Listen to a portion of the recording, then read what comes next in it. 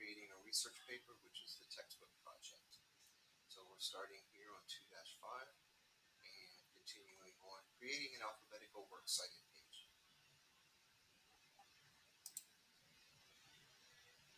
So to insert a page break, again, we have the two different ways of inserting a page break. So we're at the end of the document here, and we want to insert a page break because we're done, and we want to go to our next page, which would be our works cited page. So we're going to insert, and right here, pages, and we'll click on page break. And it inserts a page break here. It won't actually be printed, but it shows it moves just on the next page. So insert page break, this is the trick. Now we're going to apply a different style to properly center the works cited page. So we're going to click on the home on the ribbon.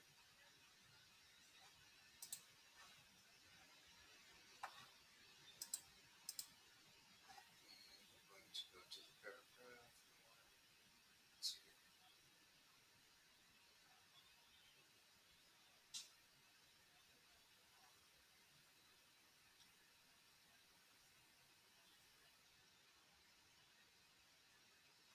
Insert your point on the paragraph mark at the top of page 3. Even if normal is selected, click normal on styles again. So I'm going to click on normal again.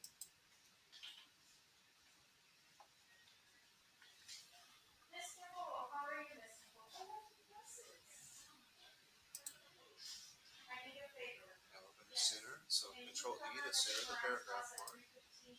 So Control E or Control E to center it. And we're typing the word works cited. Now hit enter. I'm going to Control L to left align it. That means it left align. We have the works cited. Now we have our next insertion point, which is left align. Now we're going to create our bibliography. So we're going to click on the references. And we already typed in all that information. Remember when we typed it in with the author's name and everything? So now we're going to insert it, but we don't have to type it all out. The computer does. So insertion pointed is shown. Click the bibliography button. It's going to give us the different built-in ones. So it clicks insert bibliography in the bibliography gallery to insert a list of sources necessarily closed. So it lists all of them. So we're going to click on insert bibliography down at the bottom, and now it's going to insert it. And see how it's already all formatted, italicized, put all the information in. This takes a long time if you had to do this on your own. But Word does it for you. A proofreading and revising the work. So now we're going to proofread. And we'll edit the source. It doesn't tell us to proofread or anything. It just wants us to read through it, right? Okay. And you're just making sure that your research paper has everything on it that it needs to have. And we're going to edit the source. So we're going to go to Manage Sources button in the References to display the references. And then we're going to edit, it looks like ZAL. So we're going to go to Manage Sources. And then we're going to look at ZAL. We're going to click on the Edit button. Click on him here. I want to edit him. Or she. And then in the periodical text box, delete the word "and" from the title. Apparently that we typed that in wrong, so we want to fix it. So the periodical title now says Monthly Medical Review. Click OK. And then the source success in your master list, we want to update both. And we're going to say yes, we do. So it's going to update this one and this one. Hit the close.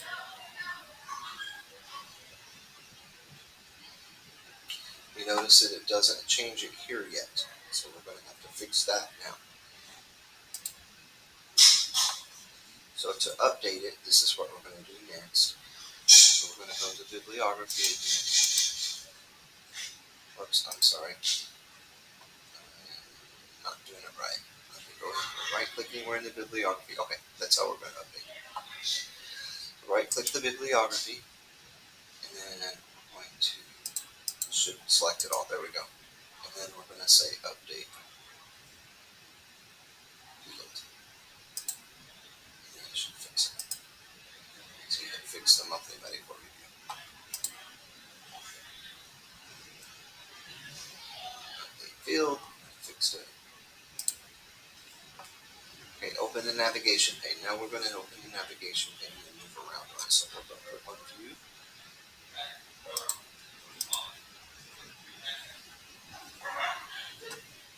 Navigation pane. What group is it under?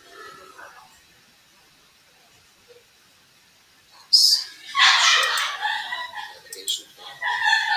We have our navigation pane.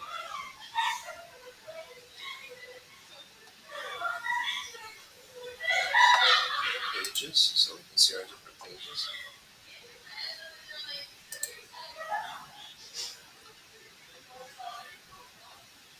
The navigation pane open in the window, but the pages not selected. So let's click and look at our pages. Kind of like a little table of contents. Close the navigation pane. It just wants us to see how to navigate. And then insert a citation using an existing source. So we're going to insert a citation that we already have put in, and we're just going to insert the source. So it says position citation at the end of the fifth sentence, the second paragraph before the period.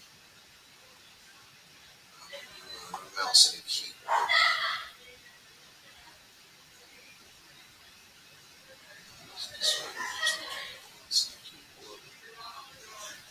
Here.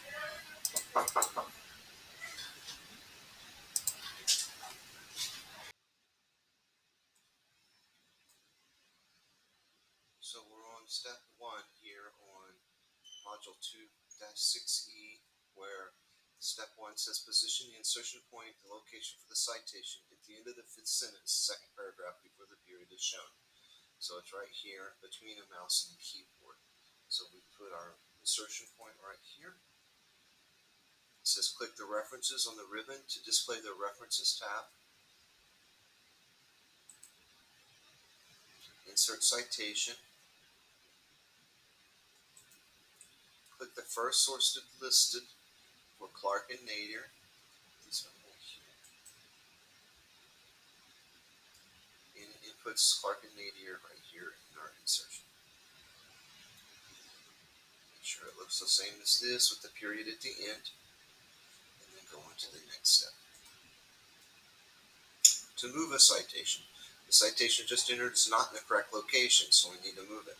Click somewhere on the citation to move and be selected. Then you're going to grab the little tab and you're going to drag it to where it goes. So let's look and see where it goes. Drag to location moved, and released.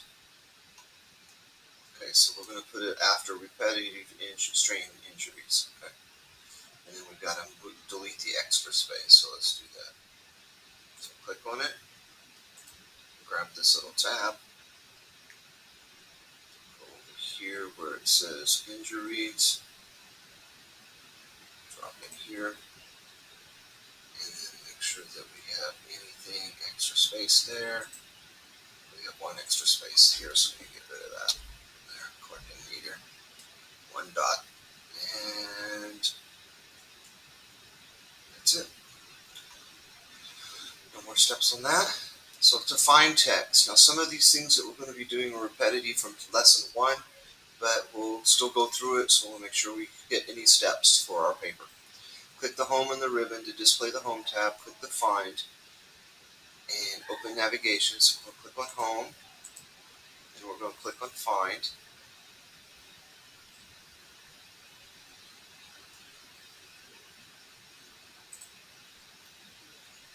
It's under editing, find.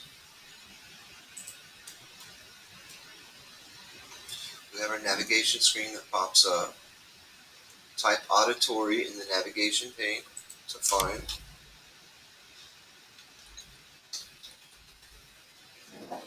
It's going to highlight the places where auditory is written in our text. We can click the next button and it's going to highlight each of them So if we have a large document, it'll just keep going to the next and the next. Okay. To replace, click the Replace button on the Home tab, Editing Group again. We'll click on Replace. Let me exit off of this for a second. Edit, Replace. And then auditory is going to pop up again, and we're going to type in the word listening. And we're going to replace all. So we're going to get rid of the words auditory in our document and put listening instead. Replace all, and we'll have made 2 replacements because there were 2 auditories that we found. 2 replacements in our document. So, okay. And then we're going to probably click close. Next page. Find and replace dialog box.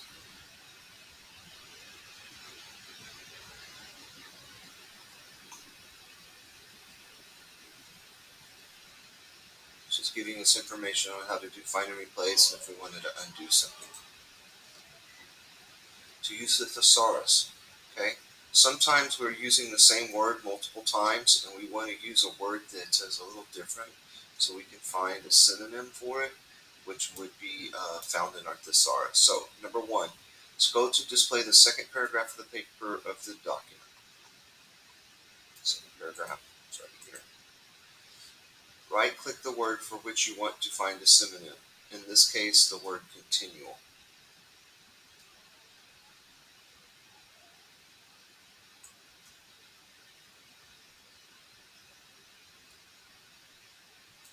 Continue. Point to synonyms on the shortcut menu to display a list of synonyms. So I'm going to right-click for synonyms, and it gives me a choice of all of these words that I can use. I'm going to use the word frequent instead of continuous, and it automatically changes.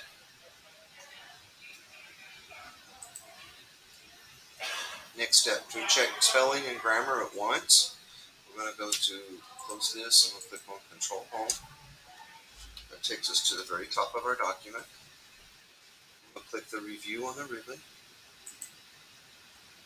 Then check Spelling and Grammar button. The Review and Proofing.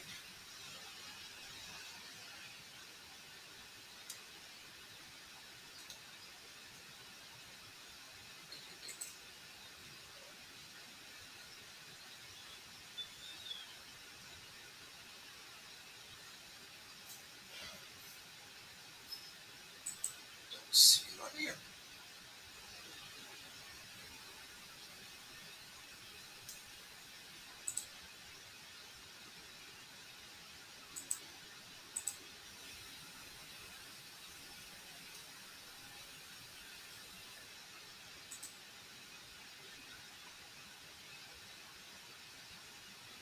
Review tab, Proofing Group. This one I clicked on that. No. Review tab, Proofing Group. Apparently it's been changed, but that's what we clicked on. So we clicked on the word count or the editor, and that's what it's looking for. It says Review tab, Proofing Group. It says Spelling and Grammar, but we're going to click on the editor, and it pulls us up.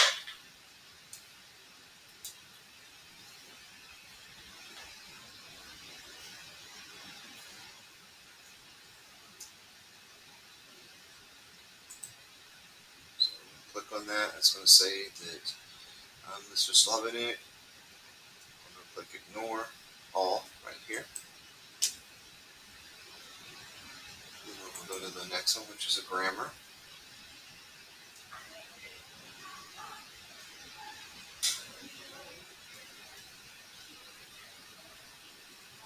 This isn't an exact space. So hearing is one that automatically corrected for us. Then the and also is the part we're on here.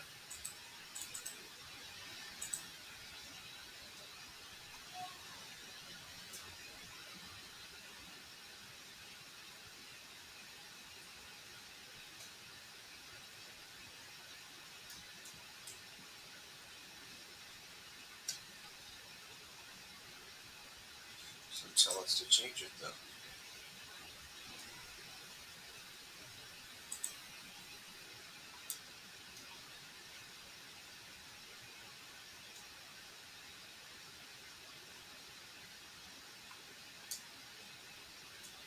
Change the hearing automatically, auto-corrected.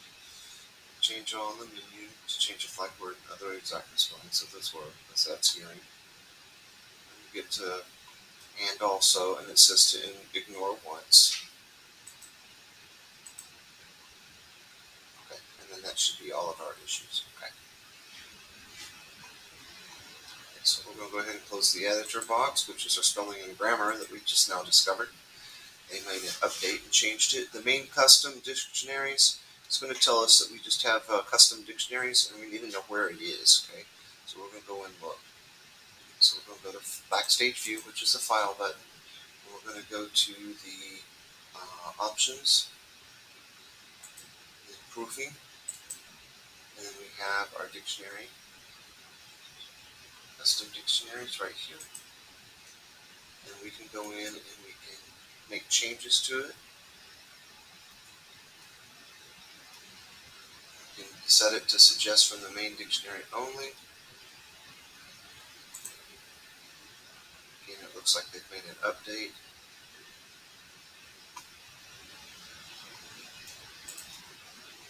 Custom dictionaries. Place the check marks next to the desired dictionary name.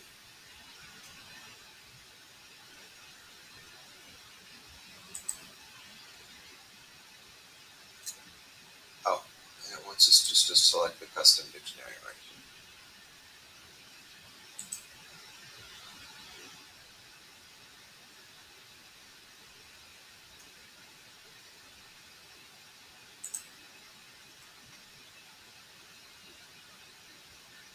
Click OK. Suggest from the main dictionary only. Checkbox is selected. The word options. Remove the check mark. I do not know what this is asking us to do. Click the Custom Dictionaries button. Start over. Custom Dictionaries button. When the Custom Dictionaries dialog box is displayed, place a check mark next to the desired dictionary name, then select the dictionary name in the list. Click the Change Default button, Custom Dictionaries dialog box. Okay, well, we have the Custom Dictionary dialogs box open.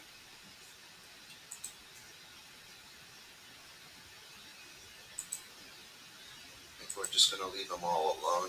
Our default's not messed up, so we're just going to leave it alone. If it counts it wrong, then I'll give you credit for that. Okay, saving and printing. We're not actually going to save, but I just want you to see how to do it. First of all, you just click the Save button.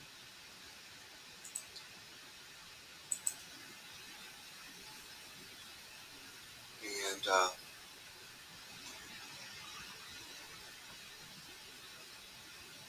you accidentally exit Word without saving a document, such as the electricity goes off, your battery dies, you may be able to recover your document. It's going to be in draft version. It'll pop up here on a pane, and you can see it. So let's see if we can look at it in another way. Let's see. We're going to start Word and create a blank document. Open the Backstage view. Click the Info button.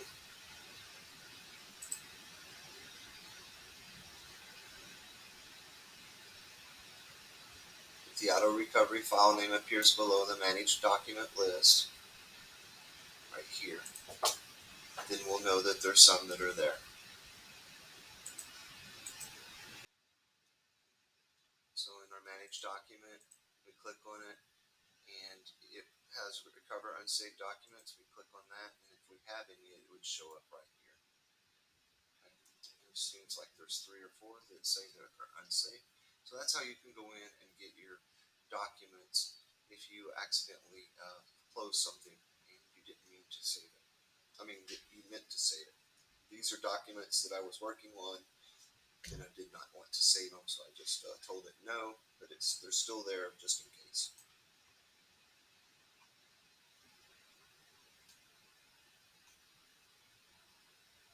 It wants us to delete all unsaved documents, but I'm not going to do that. Word will handle it on its own. Do use Smart Lookup. Select words you want to look up, in this case the word headphone or earbuds. You're going to click on the references. You're going to go to Smart Lookup. Research group. Smart Lookup.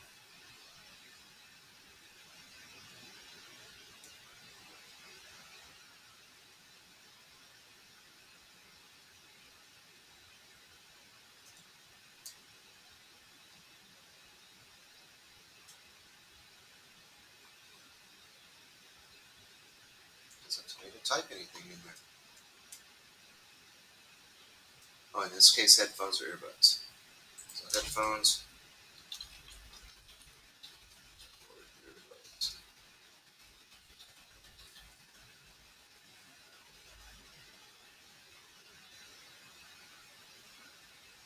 Does not look like this. The search on the Smart Lookup is working. Oh, you know why? Because I'm still in that new document. Let's go back.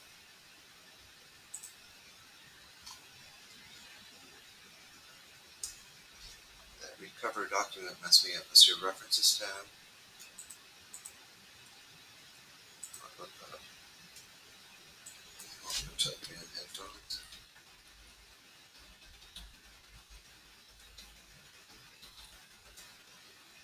Headphones or earbuds.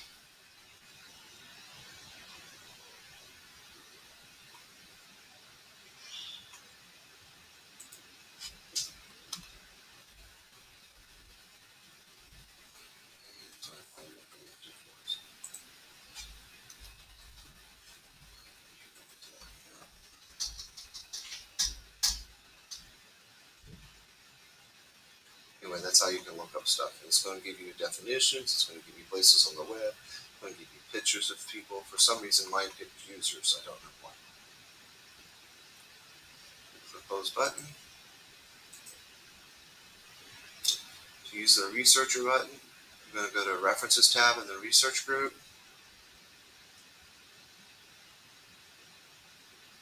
The researcher tool. These are fairly new tools, the Smart Lookup and the researcher. But you can look up different things. So let's see what it tells us to look up here. Type carpal tunnel syndrome.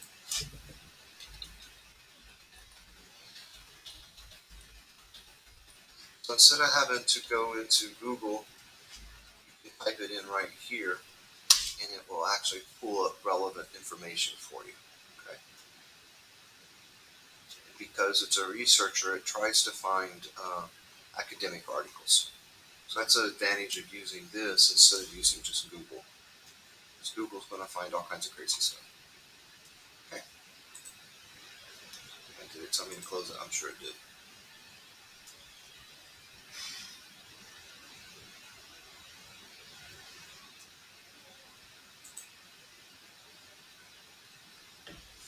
Okay, now we already know how to zoom and change our picture view and everything. We've done that before.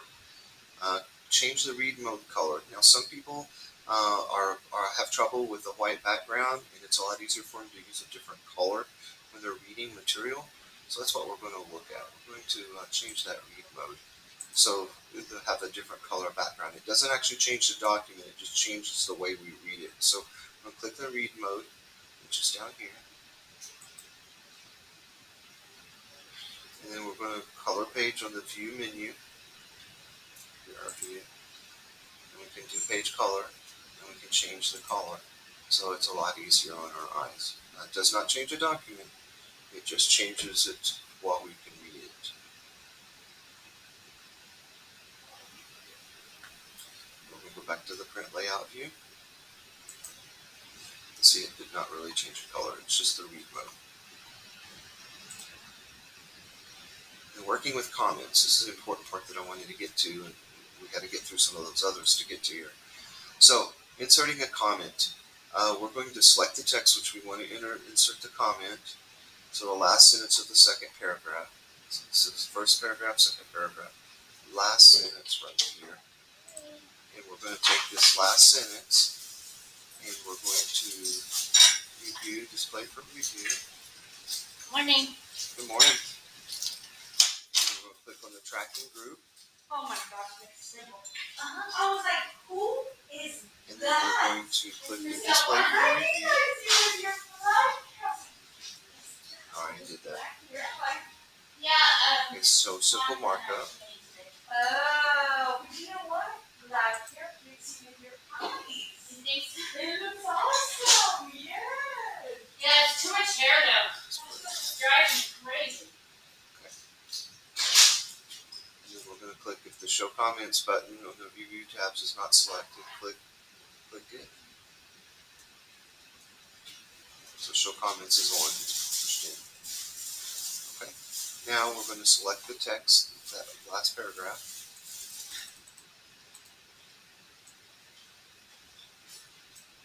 Oops, it doesn't want the, just wants this part. Then we'll put in a new comment. So click on new comment.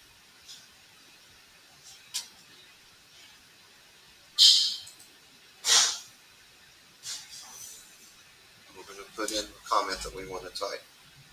So that's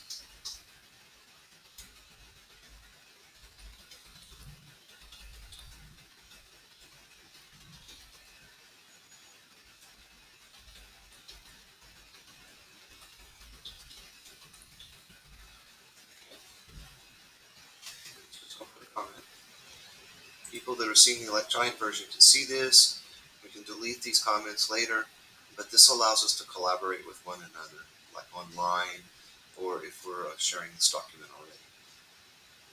Second comment we want to insert in the document refers to a topic for the brochure. The following steps insert another comment to the document. So we're going to do the last sentence of the fourth paragraph. We're going to go back over here to the document. So scroll bar here. 1, 2, 3, 4. The last sentence.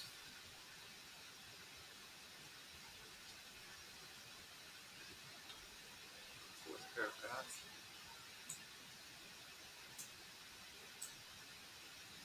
I'm going to insert a new comment. I'm going to put, let's stress this point in our brochure.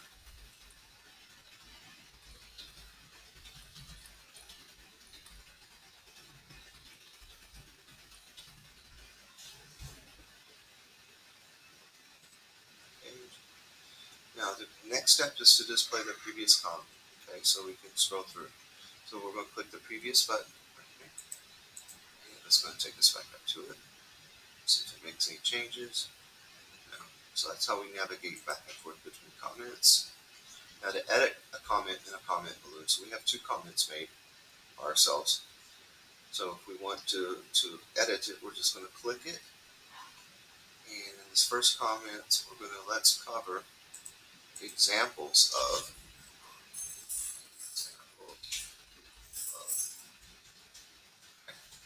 the word examples of. Good morning. Now it says to go to a comment, so click the next button, and we're going to go to the next comment.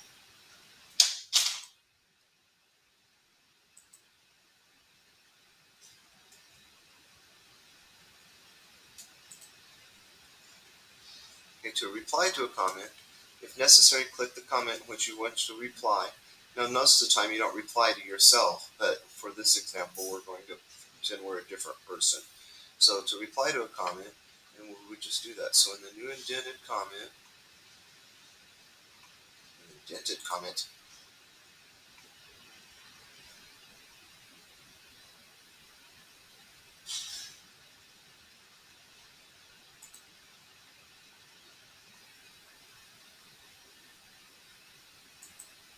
going to do this one, we'll click on reply, and then the other person, if we were another person, would pop up, and we're going to type in excellent idea.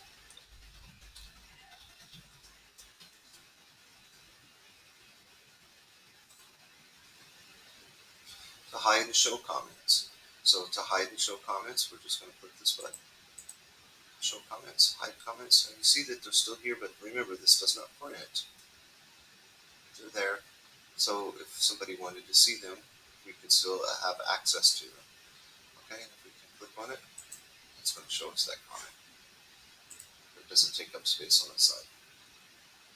Really good way to do it when somebody's editing your document for you, checking for spelling errors like this one right here, measure.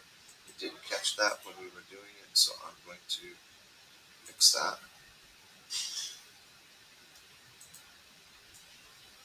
To delete a comment. Once you're finished with whatever the comment was referring to, you can go in and delete it. So we're going to delete the comment. Excellent idea. So we'll click on here. Click on excellent idea.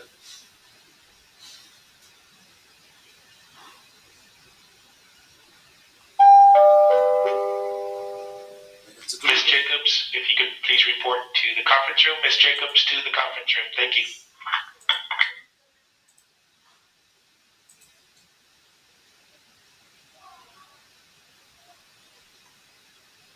I did not do that right. So I'm going to click on the comment, and then I'm going to click right here, delete. And it deletes that. Almost done. Also, instead of deleting the comment, you might want to resolve. So we're going to resolve this comment. So click on it, and then we're going to click on resolve. And it takes care of it. To delete all comments, click delete arrow. Delete all comments. And it deletes all the comments. You can also use the document inspector, and it'll find comments. This is one of the things that they catch you on the test a lot of the times. So you're going to go to info, and your inspect document here. It's going to inspect the document properties, headers, custom XML. We're going to check for issues.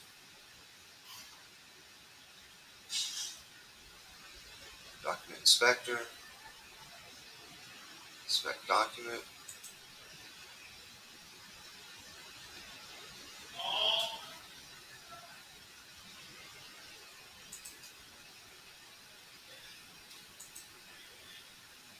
It finds all this stuff.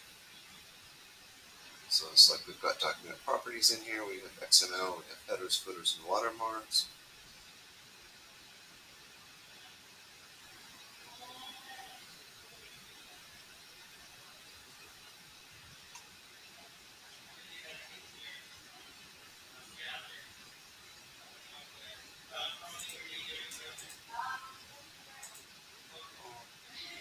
Inspect.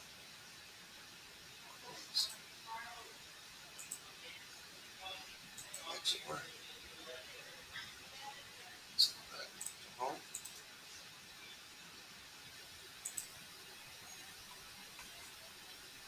How does remove our headers? And I don't think we were supposed to have done that. So I'm going to undo that document inspector. Because it did tell us to remove it, but it did say something about it. So we're going to go ahead and save it and upload it at this time.